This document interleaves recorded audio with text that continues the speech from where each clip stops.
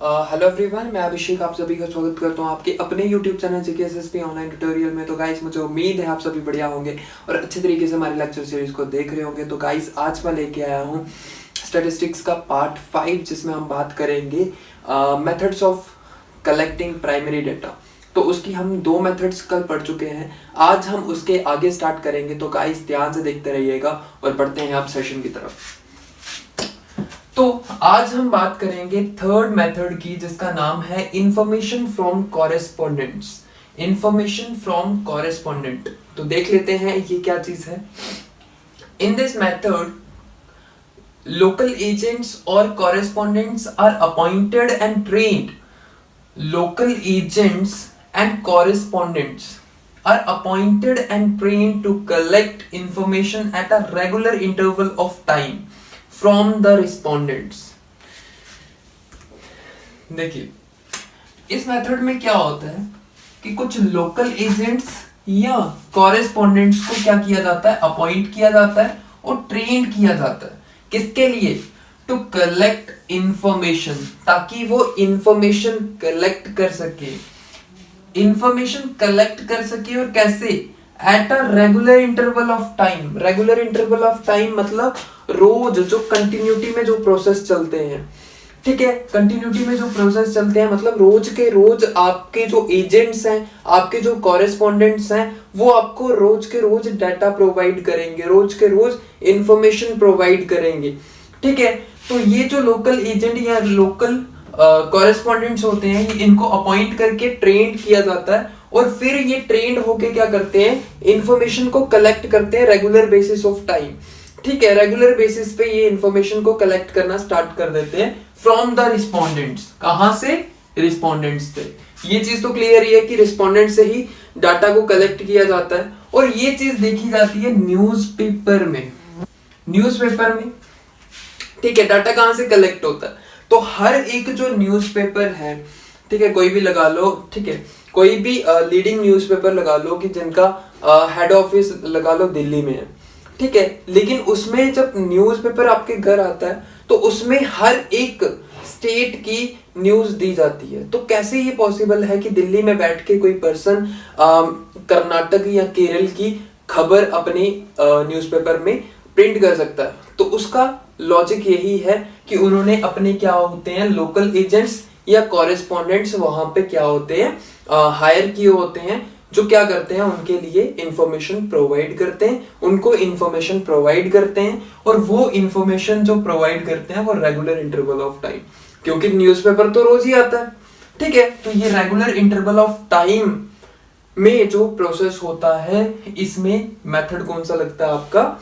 Method लगता है information from correspondents,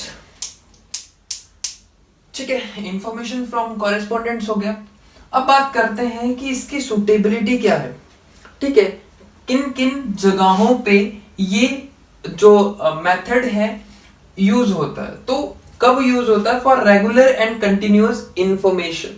जब आपको रेगुलर और कंटिन्यूअस इंफॉर्मेशन चाहिए, मतलब रोज के रोज अगर आपको इंफॉर्मेशन चाहिए, तो उसके लिए कौन सा मेथड अप्लाई करोगे आप? इंफॉर्मेशन फ्रॉम कॉरेस्पॉन्डेंट्स, ठीक है। उसके बाद सेकंड चीज है when area of investigation is larger.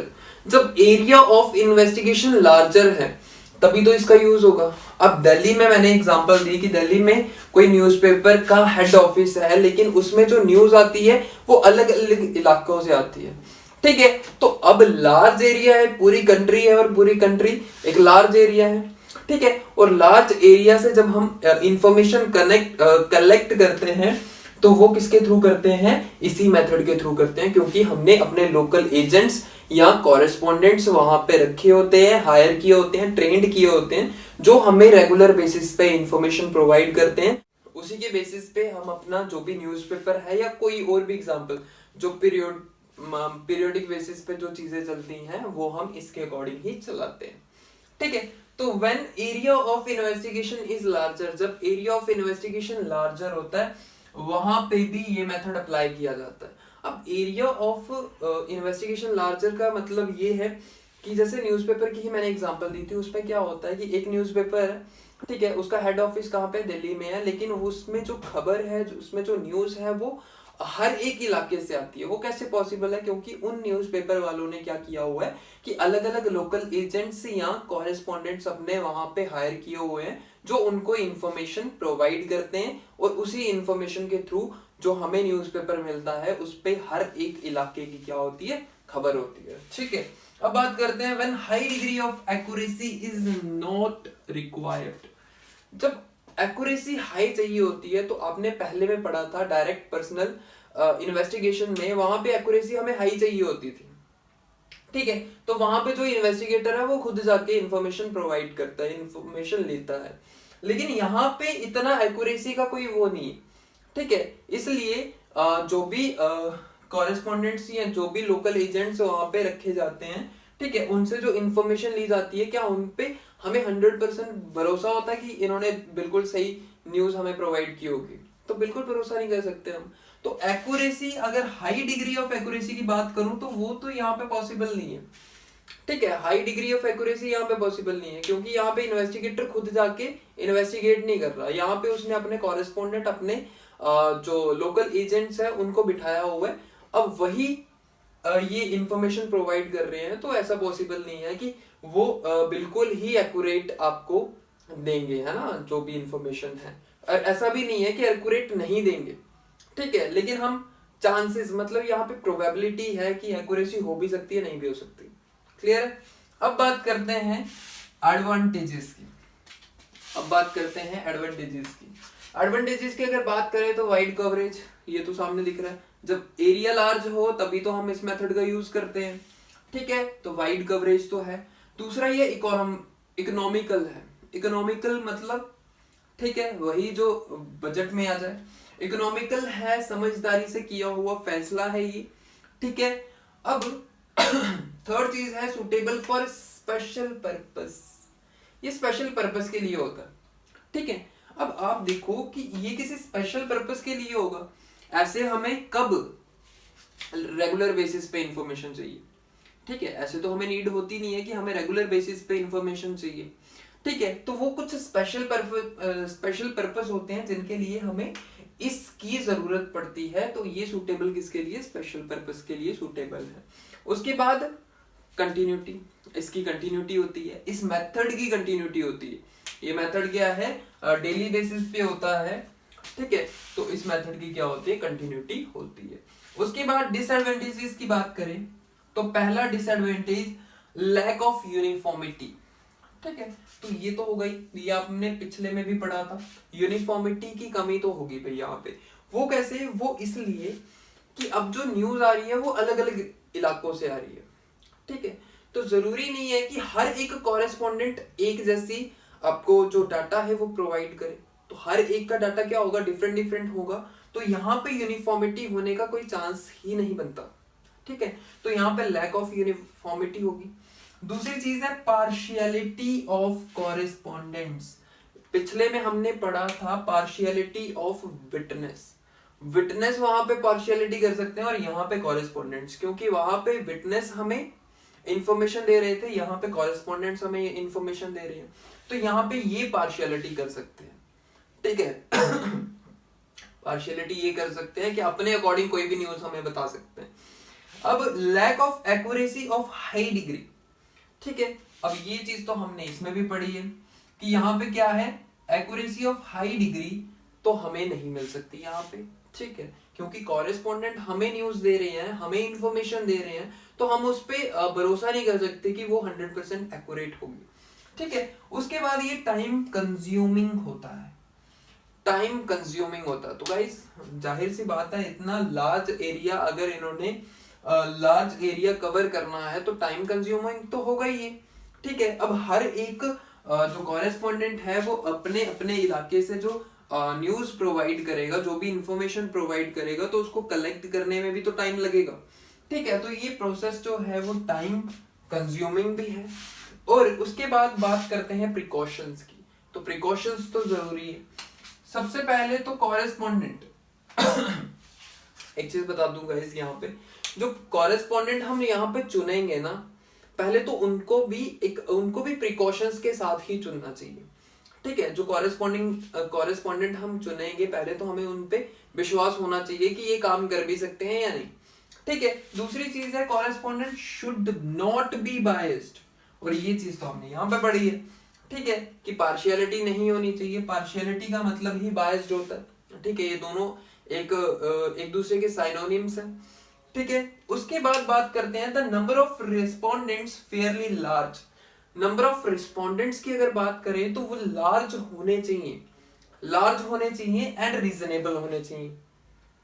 ठीक है, लार्ज होने चाहिए और रीजनेबल होने चाहिए। उसके बाद बात करते हैं correspondent should be educated and familiar with the problem, और ये एजुकेटेड होने चाहिए और प्रॉब्लम के साथ फेमिलियर होने चाहिए। तो गाइस मुझे उम्मीद है आपको ये अच्छे से क्लियर हुआ होगा। ठीक है, और अब बढ़ते हैं आपके नेक्स्ट मेथड पे। तो गाइस ये रहा आपके सामने फोर्थ मेथड, जिसका नाम है टेलीफोनिक इंटरव्यूज। ये मेथड में क्या होता है तो भाई ध्यान से देखिए। इन this method data is collected through an interview over the telephone with the interviewer. इसमें जो डाटा कैसे कलेक्ट किया जाता है, तो डाटा को कलेक्ट किया जाता है थ्रू एन इंटरव्यू, और इंटरव्यू कहां पे होता है, टेलीफोन पे, और टेलीफोन पे बात कौन करता है, इंटरव्यूअर। मतलब ये इंटरव्यू कहां पे होता है, टेलीफोन पे होता है, मतलब फोन पे बातचीत होती है इस इंटरव्यू की, और इस मेथड को क्या बोलते हैं, टेलीफोनिक इंटरव्यूज। तो इसको हम नाम से ही पता कर सकते हैं कि इसमें क्या होगा। ठीक है, टेलीफोनिक इंटरव्यू का मतलब है कि जो टेलीफोन पे इंटरव्यू होगा। ठीक है, और टेलीफोन पे ही हम डाटा को क्या करेंगे, कलेक्ट करेंगे। ठीक है, तो ये मेथड इतना सा कहता है। उसके बाद अगर सूटेबिलिटी की बात करें तो सूटेबिलिटी की बात करें, when respondents have telephone connection, तो भाई सूटेबल, ये मेथड वहीं पे सूटेबल होगा जहां पे जो रिस्पोंडेंट है उसके पास पहले तो टेलीफोन कनेक्शन होना चाहिए। अगर टेलीफोन कनेक्शन है तभी तो ये मेथड हम अप्लाई कर सकते हैं। अगर किसी के पास टेलीफोन कनेक्शन ही नहीं होगा तो हम इस मेथड को अप्लाई ही नहीं कर सकते। क्लियर है ना। तो उसके बाद दूसरा जो मेथड है, दूसरी सूटेबिलिटी अगर देखें तो when the data is collected in shorter duration, जब डाटा को हम शॉर्टर ड्यूरेशन में चाहिए होता है, मतलब कम से कम समय में हमें डाटा चाहिए होता है, तो क्या होता है, अगर हम पर्सनली एक एक के घर जाके डाटा को कलेक्ट करें तो वो थोड़ा सा लेंथी प्रोसेस हो जाता है। बट अगर हम सीधी फोन पे बात कर रहे हैं, जहां पे हम बैठे हुए हैं वहीं से हम रिस्पोंडेंट्स के साथ बात कर रहे हैं, तो वो क्या हो जाता है, शॉर्टर ड्यूरेशन। अगर आप चाहते हो कि कोई काम शॉर्टर ड्यूरेशन में कंप्लीट करना है तो उस टाइम पे आप कौन सा मेथड अप्लाई करते हो, टेलीफोनिक इंटरव्यू को अप्लाई करते हो। अब उसके बाद आ जाता है when respondents are reluctant to answer in personal interview. अब क्या होता है, कईयों को 1-to-1 जो प्रेजेंटेशन होती है, 1-to-1 जो इंटरव्यू होता है, वो देने में थोड़ी हिचकिचाहट होती है। तो अब उन पर्सन के लिए ये जो टेलीफोनिक इंटरव्यू है वो ज्यादा अच्छा है। ठीक है, तो उन तरह के पर्सन्स के लिए भी, उन तरह के जो रिस्पोंडेंट्स होते हैं उनके लिए भी टेलीफोनिक इंटरव्यू ही करवाया जाता है, ताकि वो अगर रिलक्टेंट है, अगर वो हिचकिचाते हैं आंसर देने में इंटरव्यू, पर्सनल इंटरव्यू में, देन वो भी किस में जाते हैं, टेलीफोनिक इंटरव्यूज में। ठीक है, तो ये मेनली 3 इसकी सूटेबिलिटी हैं जिनमें हम इन मेथड को क्या कर सकते हैं, अप्लाई कर सकते हैं। पहला क्या है, पहला अगर सबसे पहले तो टेलीफोन कनेक्शन होना चाहिए। जिनके पास टेलीफोन कनेक्शन है उनको हम इसी मेथड से, ठीक है, डाटा कलेक्ट करेंगे। दूसरा, when the data is collected in shorter duration, अगर डाटा हमें शॉर्टर ड्यूरेशन में चाहिए फिर भी हम इसी के साथ जाएंगे। और अगर कोई रिस्पोंडेंट है आपका जो रिलक्टेंट है आंसर देने में पर्सनल इन्वेस्टिगेशन में, तो फिर भी हम किसके पास जाएंगे, किस मेथड के साथ जाएंगे, तो फिर हम किस मेथड के पास जाएंगे, तो टेलीफोनिक इंटरव्यू के पास। ठीक है, उसके बाद बात आ जाती है एडवांटेजेस की कि भाई इसके फायदे क्या है। तो फायदे देखना तो जरूरी है। तो फायदे अगर देखेंगे तो वाइड कवरेज, एक तो ये वाइड कवरेज है, बहुत ज्यादा एरिया हम कवर कर सकते हैं इससे, क्योंकि हमने एक जगह पे बैठ के बात ही तो करनी है, इंटरव्यू फोन पे ही तो करना है, तो भाई हम वाइड कवरेज कर सकते हैं, वाइड एरिया को कवर कर सकते हैं हम इससे। उसके बाद ये इकोनॉमिकल भी है, तो ठीक है, क्योंकि आप इतने ज्यादा एफर्ट्स भी नहीं लगा रहे यहाँ पे। ठीक है, एफर्ट्स तो चलो है, लेकिन जो मनी है आपकी वो इतनी ज्यादा खर्च नहीं हो रही, इतना ज्यादा कॉस्टली नहीं पड़ रहा है। और टाइम की अगर बात करें तो टाइम भी आपका बचत हो रही है। किस टाइम की?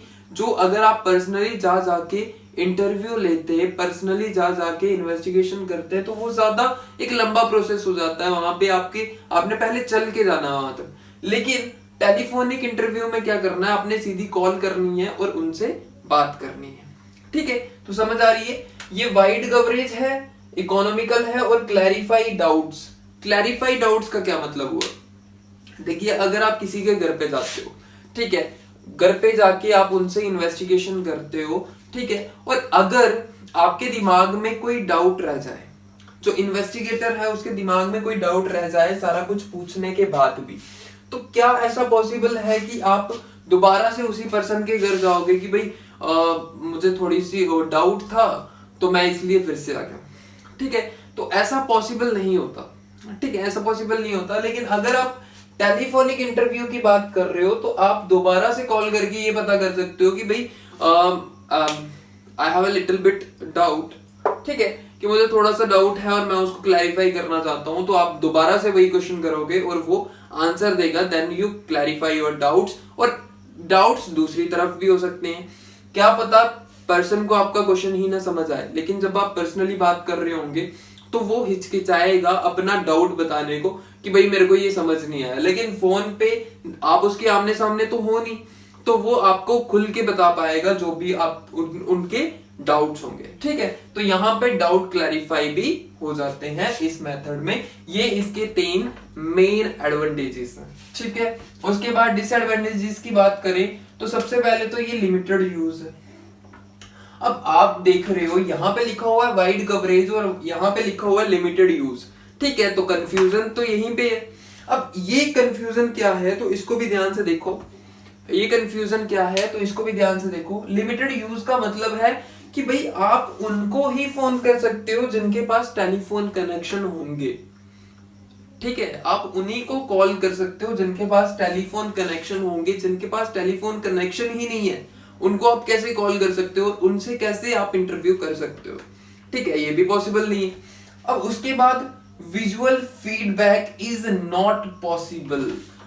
अब आप क्या होता है, जब पर्सनल इंटरव्यू चल रहा होता है तो आपका एक इंटरेक्शन होता है अगले पर्सन के साथ और आपके उसके एक्सप्रेशन देख के बात करते हो। ठीक है, और एक्सप्रेशन से हम आइडिया लगाते हैं कि ये पर्सन क्या सोच रहा है इस टाइम पे। ठीक है, इन्वेस्टिगेटर का यही काम होता है। आपको पता है, जो भी इन्वेस्टिगेटर गया होता है इन्वेस्टिगेट करने, ठीक है, वो इतना ज्यादा डिलीजेंट होता है, इंटेलिजेंट होता है कि वो जो उनके एक्सप्रेशंस होते हैं वहीं से वो आइडिया लगा लेता है कि इस पर्सन के माइंड में इस टाइम पे क्या चल रहा है। ठीक है, लेकिन जब आप फोन पे बात कर रहे हो तो आपको उसका विजुअल फीडबैक नहीं मिलेगा। ठीक है, अगर कोई पर्सन आपसे इम्प्रेस्ड है पर्सनल इंटरव्यू में तो वो आपको साफ दिखेगा, आपको साफ दिखेगा। लेकिन जब आप फोन पे बात कर रहे हो तो आप नहीं पता कर सकते कि ये पर्सन इस टाइम पे मेरे बारे में क्या सोच रहा है। क्लियर है? तो visual feedback is not possible. ठीक है, किसमें? टेलीफोनिक इंटरव्यू में। अब उसके बाद प्रिकॉशंस की अगर बात करें, the questions of investigator should be simple and short. अब क्वेश्चंस जो आपके हैं वो सिंपल होने चाहिए और शॉर्ट होने चाहिए। अब इसका क्या मतलब हुआ? अब भाई आप फोन पे बात कर रहे हो, बात इतनी ज्यादा भी मत करो कि अगला पर्सन बोर हो जाए। ठीक है, अगला पर्सन थक जाए। उसके थकने से पहले पहले अपने सारे अपने क्वेश्चंस खत्म करने हैं और आपके क्वेश्चंस बिल्कुल सिंपल एंड शॉर्ट होने चाहिए जिनके वो आंसर आसानी से दे सके। ठीक है, और आसानी से उन क्वेश्चंस को समझ सके। तो ये था आपका टेलीफोनिक इंटरव्यूज। तो मुझे उम्मीद है आपको अच्छे से क्लियर हुआ होगा। ठीक है, तो ये उसके एडवांटेजेस थे, डिसएडवांटेजेस थे और ये प्रिकॉशंस थे और सूटेबिलिटी भी मैंने आपको बता दी है। मुझे उम्मीद है गाइस आपको अच्छे से क्लियर हुआ होगा। अगर आपका कहीं पे कोई भी डाउट है तो आप मुझे कमेंट सेक्शन में जरूर बताएं, मैं उसका हल जरूर बताऊंगा आपको। ठीक है, बाकी ऑल द बेस्ट है मेरी तरफ से। इसी तरीके से पढ़ते रहिए और मेहनत करते रहिए। बाकी ऑल द बेस्ट है गाइस। Okay, thank you.